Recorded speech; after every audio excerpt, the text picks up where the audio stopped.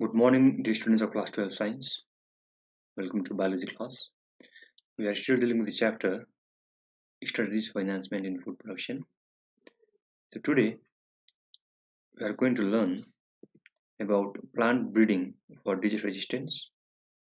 Then we will discuss about mutation breeding and plant breeding for developing resistance to insect pest. Then in the next class we will cover the topic biofortification, plant tissue culture and single cell protein. Okay, so first topic of the day is plant breeding for disease resistance. Clear? So mainly the different types of crop plants in different climatic conditions are attacked by the fungus, okay, by bacteria and by the virus.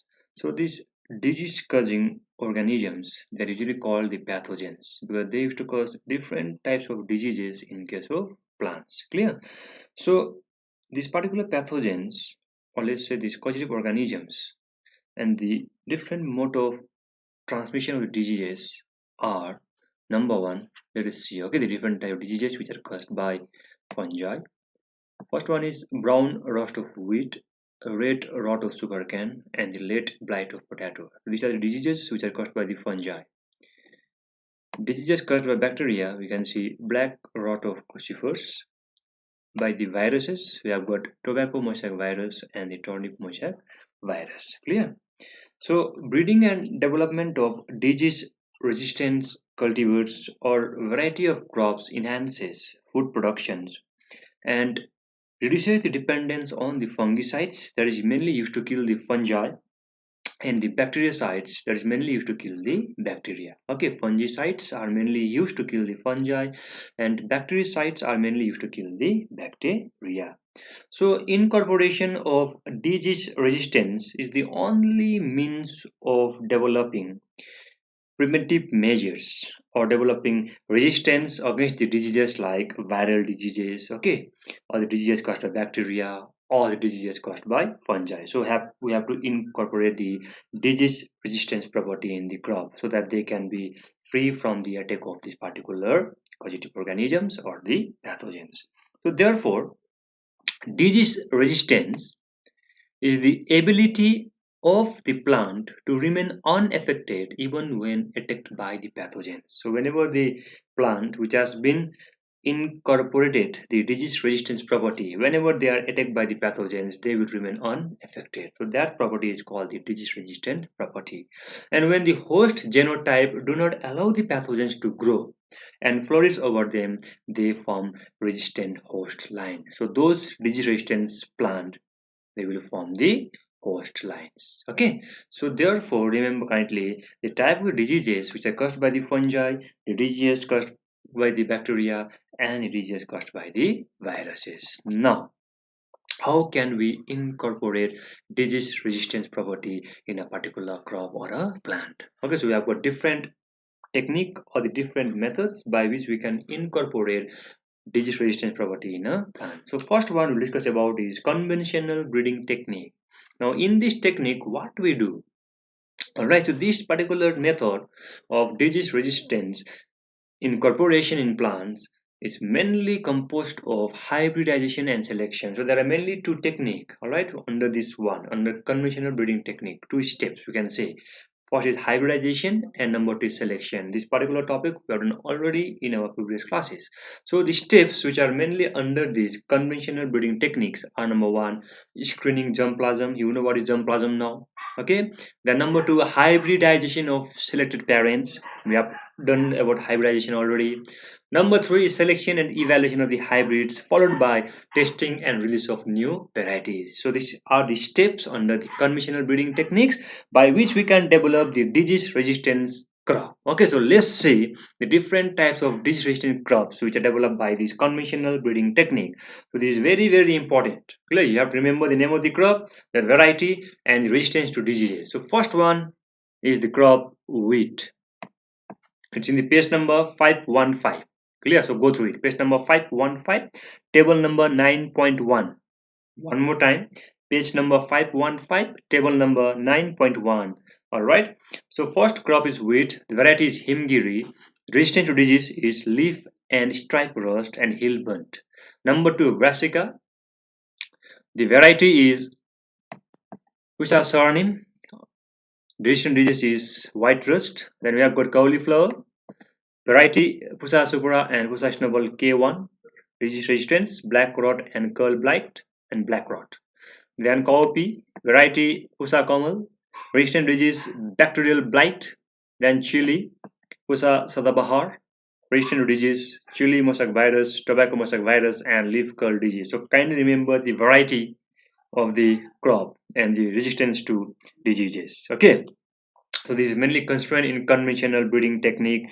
All right. Okay, now next one we'll go through the mutation breeding. Now before going into the mutation breeding, what do you mean by mutation? You're doing class 10 also. Just briefly. All right, try to recall. What do you mean by mutation?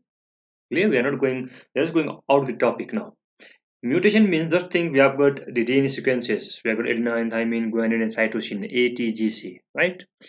Now, in our DNA sequences, if any one of the base sequence will be changed, right? If any one of the base sequence will be changed, then that is called mutation. Okay, so mutation means changes. Clear? Changes that occur within the base sequence of our DNA. Okay, so same changes can be done in case of plants also, to in order to promote breeding in plants. Okay, so in order to develop the disease resistant plants. So now we'll just talk about mutation breeding. So mutation can be introduced or can introduce certain genetic variation. Genetic means gene. Okay, in the hereditary material. Hereditary means the characters which are inherited from parents to offspring. So those genetic changes can be induced in the plant, and those changes can be inherited from the parents to the offspring. A change in the base sequence within a gene can produce a new character in the parental type. So if there will be a change in the base sequence, means remember carefully, adenine, thymine, guanine, cytosine, these are the base sequences, right, in our body, in the DNA.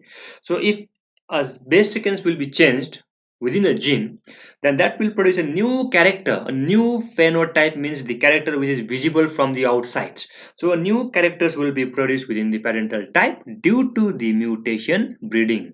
Okay, so therefore, since mutations are able to produce new changes, they are able to bring new characters. So this type of changes can be brought in plants for the benefit, right, in order to develop the plant which are resistant to diseases, resistant to pest. So we can bring or we can introduce these mutations in the plants also. Clear? So look at the second paragraph. So mutations can be introduced experimentally through the use of chemicals or radiations like gamma ray. Okay, and such mutations which are induced, which are introduced experimentally, they are called induced mutation, because we are inducing the plant to undergo mutation. So such mutations which are introduced experimentally in the plant are called the induced mutation, and the use of this induced mutation in the plant is called mutation breeding. Okay, so therefore the technique of using mutation in the field of plant breeding in order to develop disease resistance plants, or in order to develop or incorporate genes within the plant, is called mutation breeding. Okay, so in which particular category we are using mutation breeding? So wild relatives of many cultivated species of plants have certain resistance character but a very low yield. So what we are saying, that whatever the plants we are domesticating right now, they have got wild varieties. Okay, they have got wild relatives. So those wild relatives plants, right, they have got certain resistant character. They are resistant to the pest or diseases, but they have got very low productivity. Remember carefully, wild relatives of many cultivated plants, they have got the property of resistant character. Either they are resistant to diseases or to the pest, but their production is very low. Okay, so therefore these resistance characters or the genes from the wild relatives can be introduced into the many cultivated plants or the species, right, which have got high yielding property. That means we are trying to combine the disease resistant character of a plant which is from wild variety with the high yielding character of the cultivated one. So we are trying to mix those two characters so that the progeny or the offspring will have the combination of both the parental characters. That means the progeny will carry the gene of resistant character as well as high yielding character. Clear? So let's go through. So resistance to yellow mosaic virus. Look at the point number one. So resistance to yellow mosaic virus in okra vindi was transferred from a wild species and resulted in a new variety called Parvani Kranti. So kindly remember the name Parvani Kranti. Okay, so this Parvani Kranti is now resistant to diseases as well as it has got the higher production character. And therefore, this particular resistance to yellow mosaic virus in okra vindi was transferred from the wild species, and that leads to the production of a new species, new variety called Parvani Kranti. Then number two, high yielding dwarf variety of wheat, Sarbati sonara and Pusa lerma are two umber grain colored mutant produced from the red grain sonara 64 and maximum lerma rosso 64A respectively. Kindly remember the name of these varieties. Number three, semi-dwarf variety of rice which is resistant to lozing is the product of a mutant gene by X-ray treatment. And number four, in moong dal. Okay, in moong dal, resistance to yellow mosaic virus and powdery mildew were induced by mutation. So these are the product of mutational breeding technique. Okay, so kindly go through it. Now, what are the limitations of mutation breeding? First one, most of the induced mutations are undesirable. That we are not trying to bring those changes, but the changes are occurring, which is undesirable changes. Okay, and most of them are harmful. Lethal means harmful. Number two, the rate of mutation is very low, and large number of plants are employed to select a certain desirable mutant. Since the rate of mutation is very low, so we have to select a large number of plants in order to select the desirable mutant. And most of the mutations are recessive. That means they are not able to express in heterozygous conditions. They will be expressed only in homozygous conditions. For this one, try to recall the cross we have done in class 10, the monohybrid cross and dihybrid cross. Clear? And mutations have tendency to revert back, and in sexually reproducing plants mutations are inherited only if they are induced in gamete. That means in sexually reproducing organisms, for the mutations to be expressed, for the mutation to be occur, okay, and to inherit from one generation to the another generations, those mutations should be done in the gametes.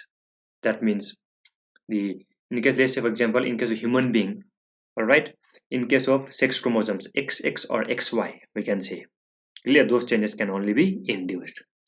But if the changes will occur in the somatic cell, in the body cell, then those mutations cannot be inherited. So in sexually reproducing organisms, for the mutations to be inherited from one generation to the another generation, those mutations should be done, should be induced in case of gametes.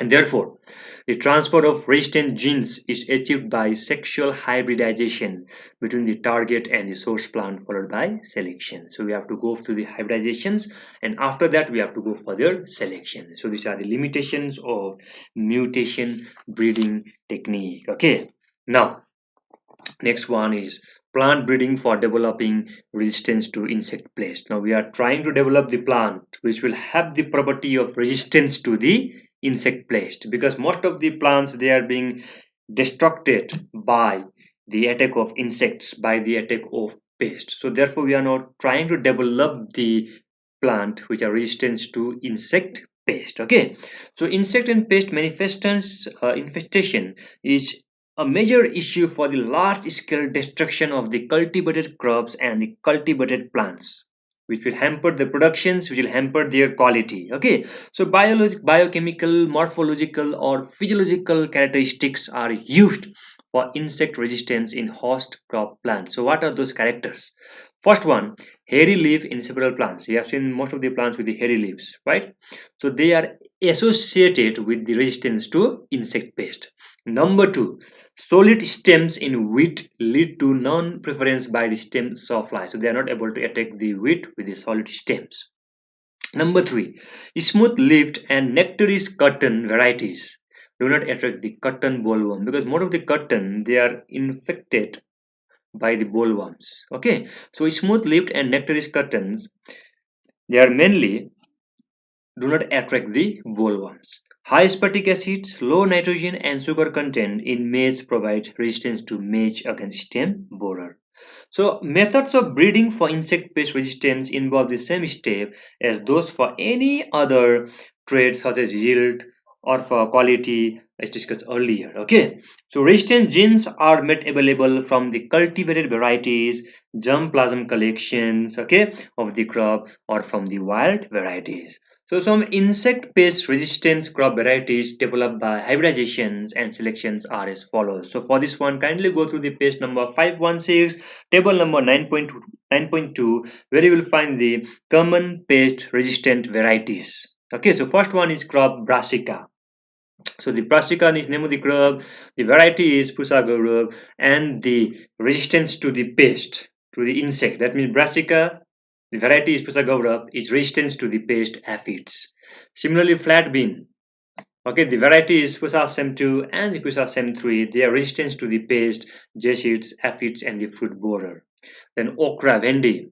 Okay, variety is Pusa Sawani and Pusa A4. The resistance to the pest, shoot, and fruit borer. Clear? So these are the name of the common pest resistance varieties. Now, next one we'll just discuss about the plant breeding for the improved food quality. Okay. Now, in spite of substantial increase in the food productions in terms of quality and quantity, more than 840 million people in the world do not have adequate food to meet their daily requirements. More than 840 million people are still they are devoid of adequate food for their daily requirements. A far greater number is not getting quality food. About 3 billion people in the world suffer from micronutrient, protein, and vitamin deficiencies. The deficiencies of nutrients in diet is called hidden hunger. Can you know this one? What is hidden hunger?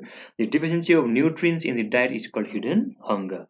So these people cannot afford to buy adequate vegetables, adequate fruits, okay, legumes, fish, and meat.